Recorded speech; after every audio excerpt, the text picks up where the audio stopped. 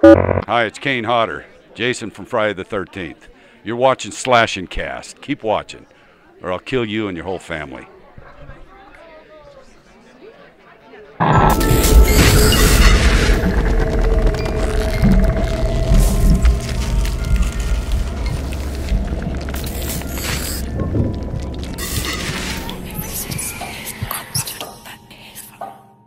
What's going on, horror fans? Welcome back to another episode of Slash and Cast. My name is Riley, that is Nick, and before we get things started, we have some announcements, including the week that lies ahead of us, including Tuesday and Thursday, which are gaming videos, of course. This week we finally have all Environmental Kills montage coming. Everyone's been asking for it. We finally got it ready to go.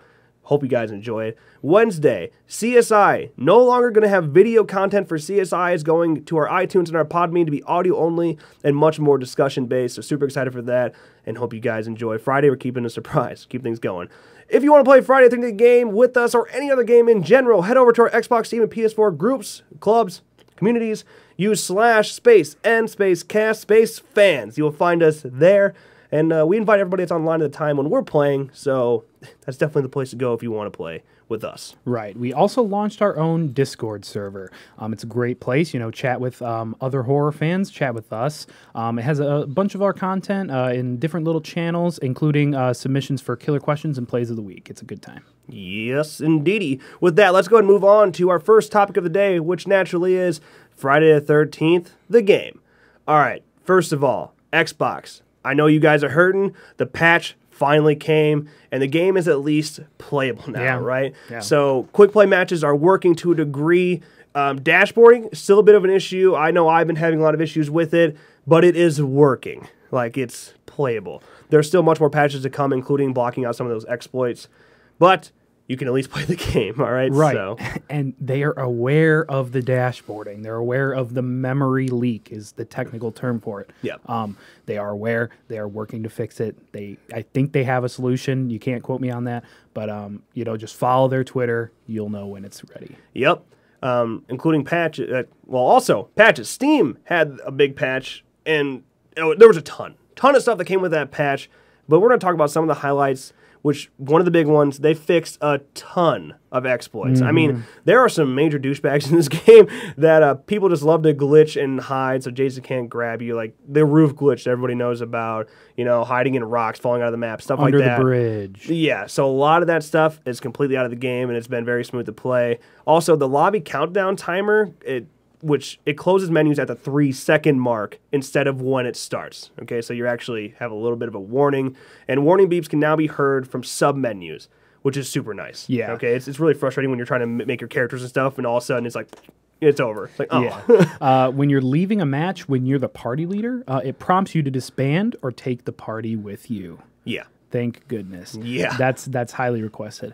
Also, there were different security updates to prevent account spoofing, which would knock some of the bigger live streamers offline while they were streaming. I know Skilled Apple was having real trouble with that. Yeah. Couldn't play on PC, with us. Increase XP penalty of team killing for fellow counselors, 1,000 XP instead of 200. Yeah, okay, so this one is huge. Yes. Like, all right, so a lot of people are complaining about this. There's been some major outrage behind the 1,000 XP, but this is a temporary solution. Yes. They have other things in mind to stop such exploits and team killing, but this is kind of just a temporary solution. It'll stop some people. Right. It's also a big thing was, you get two people, two friends. One of them ends up being Jason. The other is, telling Jason exactly where they are and team killing and hindering them. That will also be, addressed with a reporting system. They are working on that, an in-game reporting system. But yeah, so team killing, now 1,000 XP hit. Yeah. So it really sucks if you're doing it on accident, like you're driving a car and hit somebody. But it's nice that those douchebags that kill you for no reason, that they're actually being penalized properly. Yes. So, all right. So there's all that good news. There's always got to be some sort of bad news to come with that. And a lot of that, people have been asking about DLC. What lies ahead for DLC and farther into the game? We all thought Jason X, #1. That's the first thing you're getting from, talks, confirmed through their Twitter. They don't have the rights for Jason X. now, hold on. All right. I know everyone's like, wait a second. There was a poll where you could vote for Jason X. That's true. What I think happened there, they took the 3 that were voted on, and then they bought the rights. Yes. Okay? So it still doesn't take Jason X out of the question. Okay? Like, they can still buy the rights, but, like, at this point, they don't own them, which means they need a lot more money to buy the rights and then still go through all the process of making that Jason. Right. And Ronnie was teasing us on Twitter a week or 2 ago. He tweeted out, anybody know where I can get a good Jason X and Uber Jason Undermask? Yeah. And people are like, oh man, we're getting Uber Jason, we're getting Jason X. And then, it comes out, we were actually streaming at the time, and somebody posted, did you know they don't have the rights to Jason X? And we're like, no. No, don't do this to us. But yeah, they confirm they don't have the rights. Again, not completely out of the picture. I'm sure that's the case. But, for the immediate future, not sure. Yeah. So what DLC is coming first? It's up in the air now. Yeah. But we know DLC is coming at some point. Yes. So, keep that in mind. You still have hope for something great. Yeah, let us know what you think future, sooner than later DLCs. Let us know in the comments. What do you want to see, first of all? I wanted to see Jason X. Yeah. Uber Jason as well. That'd be great. Okay, that's your Friday the 13th the game news of the week. Let's move on to a game pretty similar to Friday the 13th. And the one that probably has been overlooked because of Friday the 13th and like Dead by Daylight. These PvP games have been kind of a big deal. Yeah. Let's talk about last year. All right. Now, this is a game we have briefly discussed way back. Okay. Back when it was still in its Kickstarter phase. Yeah. But last year is a 5 versus 1 multiplayer survival horror game where 5 players play as a group of classic high school characters and must survive against one player that's playing as the killer. Sounds familiar, right? As a student, your goal is to escape from East Side High School and make it out alive. You'll need to work together by searching for resources and crafting weapons if you expect to survive. While it is very similar to the concept of the play style, it's a very different game all around, and we'll go into that in a second. Right. So playing as the killer in this game, it's completely different. You'll be hunting down and ambushing other players as they try to escape. There are multiple killer types to choose from, and each one has its own unique weapons and abilities, which let you choose the playing style you want. You can move quick and light as the Strangler, or go heavy as the Slasher. All the killers have Predator mode, which lets them to unspawn and turn invisible. This lets killers appear from anywhere, ensuring students are never fully safe. Kind of similar to the shifting in Friday the 13th, but you're completely invisible, and I don't know if they get noticed at all. Now, each survivor has a role to play, like a medic or a technician, and each role helps keep the group alive. Players need to work together and protect each other, and they'll be faced with moral dilemmas along the way. Do you split up and betray your friends to save yourself? Or do you survive as a group and escape together? This was the kind of stuff we talked about with, F-13, Yeah. So, there's a lot of similarities, but it's there's so much that's different as well. They are their own entities. Yes. Also, last year is first person. Yeah. So that's a huge difference already. You have 3 different killers. And it seems like killing, and not to say the F-13 is not strategic when you're playing as Jason, but it seems like as killers, even as players or as survivors, it's much more strategic. You have more things to focus on to distract people, or especially when you're you can hide as a killer. There's certain things you have to do to really have an effective kill. Yeah. So it's different, believe me. Now, last year is currently in development by a team of game industry veterans located in Montreal, Canada. The team has raised over $400,000 in developmental capital during the first 6 months of 2015 through successful Kickstarter and Canada Media Fund campaigns. They have worked on games including Assassin's Creed and the Far Cry series. Wow. So pretty big games. Yeah. So they obviously, it's one of the reasons they could do it with a smaller budget. But obviously they have experience. Yes. And they can make cool shit. All right. So that's a really good sign for a game coming into this field as it is, especially at the time which it's doing it. All right. So there's been a lot of frequently asked questions. Let's go into some of the bigger ones. First of all, when will the game be available? Now, the beta is set to arrive mid-August of 2017. After that, depending on the success of the beta, the release can be fluctuated through there. Right. When you get a AAA game, the beta comes 2 weeks before the game's release. And then you look at like Friday the 13th, where it was 6 months before the release. Again, depends on the budget that they have. $400,000 for a game, it's not that much. Right. Now, people are asking, can I become a backer and support the game's development before the release? If you missed their Kickstarter crowdfunding campaign, there will be another opportunity in the future to back the game for special rewards at a discounted price. Sign up for their newsletter to be notified, and we'll let you know right here. You're goddamn right. Now, do they have plans for Mac, Linux, and console versions of the game? Now, their focus right now is to create only the PC platform.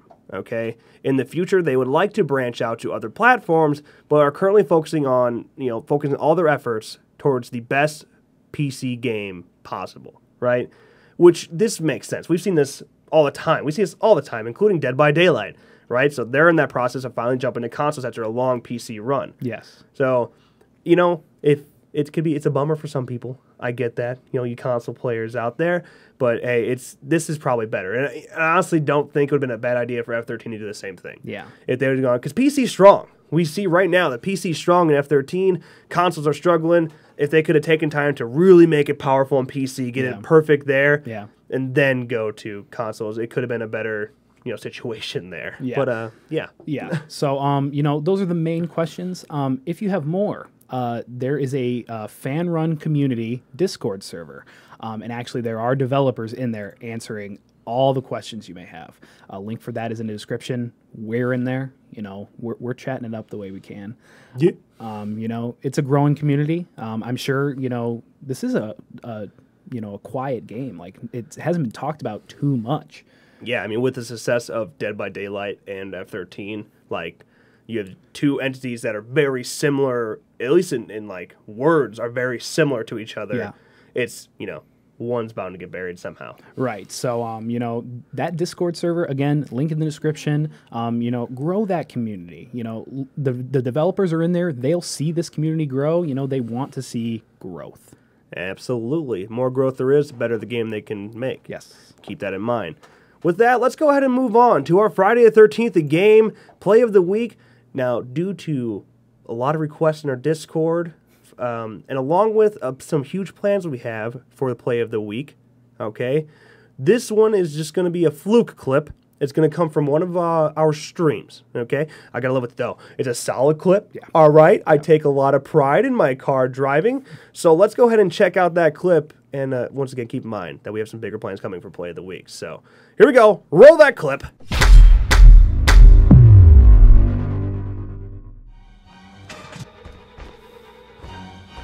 Oh, God. Oh, God. Please don't do it. Oh, don't do it. Psych! That's the wrong number. Yeah. I know, but eventually you'll run out. Hopefully I can just get this car started real quick. Holy shit. It started. It's all good, fam. It's all good. I could, but I ain't gonna make it. Watch this. Trying to do the old school off-road and stunts.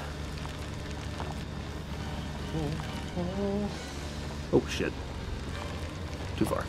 My bad.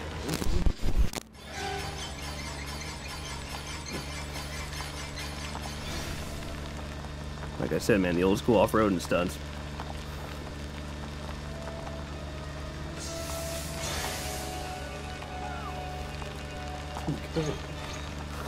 Like, you like that shit? You like that shit? That's how you fucking drive! One last one. Here we go. Psych, bitch. Come on! Come on, man! Shoot that guy out. Okay. I hope you guys enjoyed that clip and my driving through the woods nonsense. Big fan of doing that. Big fan.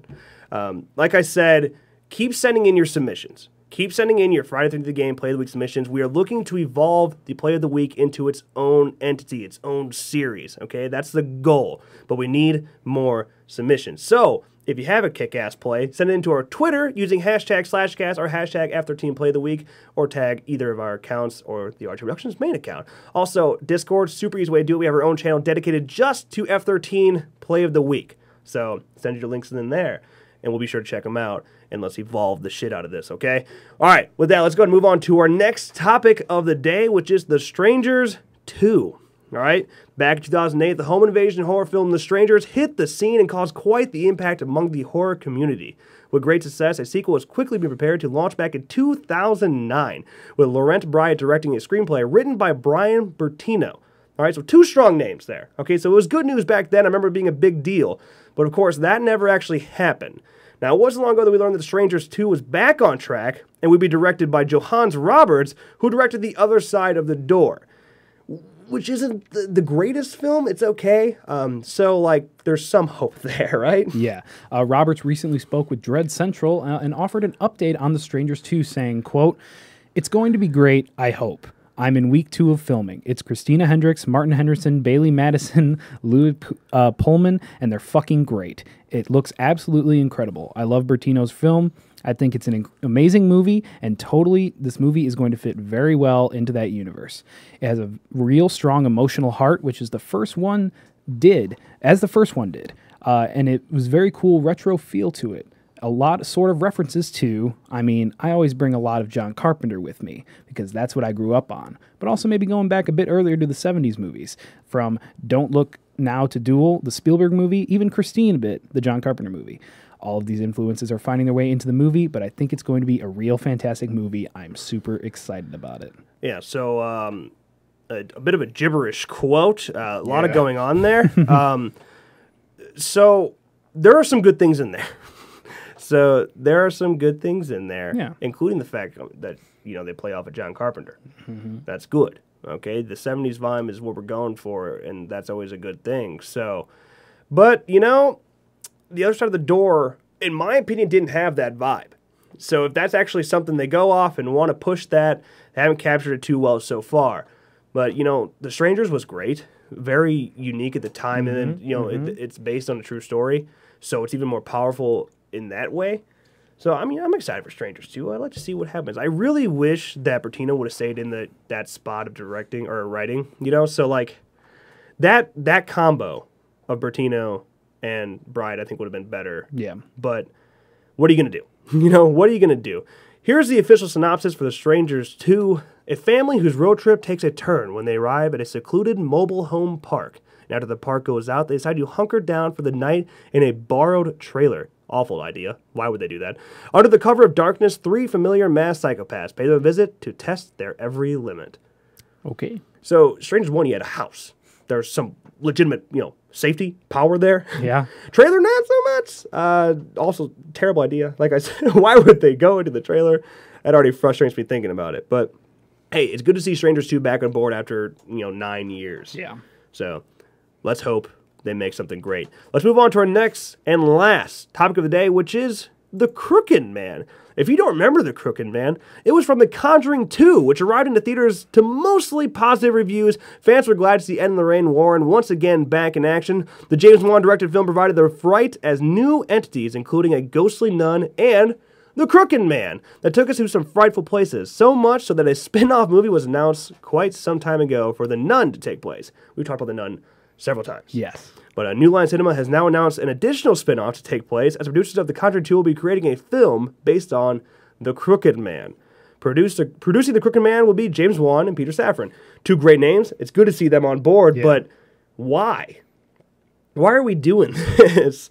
You know, the spin-offs within this Conjuring, I don't know, it's practically its own goddamn cinematic universe. Yeah. Jesus, the Ed and Lorraine Warren cinematic universe. Yeah. So, Crooked Man was not really that powerful in The Conjuring 2. There's only, it's there, it's creepy, but it was like unnecessary to make its own film. I don't know. I feel like, the song about the Crooked Man, that was enough backstory. That's enough for me. I'm good. Let's move on. Yeah, I mean, again, Conjuring 2 was good. There was nothing bad about The Conjuring 2, in my opinion. So, I mean, who knows? The minds behind it, it's not going to be bad, right? You wouldn't think. Right? Right, maybe? I don't know. But Mike Van Ways will be in charge of writing the script from a story by James Wan. So that's pretty good news. Yes. But, you know, let's hope. That wasn't long ago that Ways made a pitch to New Line about a horror film set within the Wizard of Oz world. I think we talked about that. I think we did too. A long time ago. Yeah. A couple months ago. You know, he has a creative mind. Yes. So that's cool. I don't know. It's interesting to see where they could possibly take this, and like how hard are they going to keep cash grabbing off the Ed and Lorraine Warren stories? Yeah. Because I mean, we already got Conjuring 3 coming. We have Annabelle Creation coming. How much more are we going to get? You know, Yeah. the Conjuring 3 is going to have some badass character in it, and they're going to make more movies off that character. Annabelle 3 is probably going to happen. We're probably looking at The Nun 2 and The Crooked Man. The Crooked Man 2. It's just going to keep on going. There's only so much cash grabbing they can do before they lose me. Again, we're really looking forward to a good movie. Yeah. Yeah. Like, I'm okay with it if it's good. It's just, all these in this universe, they can't all be good. Right. When all happening at like the same time. The Conjuring series, I'm not really worried about. No. James Wan will do James Wan stuff and make good films. Yeah. But as for these spin-offs that are not really, he's not too involved with, it's cool that he did the story for this one, so there's a little hope there. But like, the one he's not really involved with, they make me more nervous. Yeah. And Annabelle is a perfect reason why I'm nervous for more spin-off films. So keep that in mind. But we will continue to keep you up to date as we move on with The Crooked Man. With that, that's going to be a wrap on Slash and Cast today. As always, thank you guys so much for watching. And editor, roll that outro. Hey, you! Thanks for watching this episode of Slash and Cast. If you enjoyed, make sure you drop a like and click that box right down there to check out last week's episode. also, if you want to check out the film the fans are calling the best fan film of all time, make sure you click that box right down there to check out our Friday the 13th fan film. While you're at it, click that circle right there to subscribe to our channel and never miss a video again. As always, thank you so much for watching, and we'll see you next time.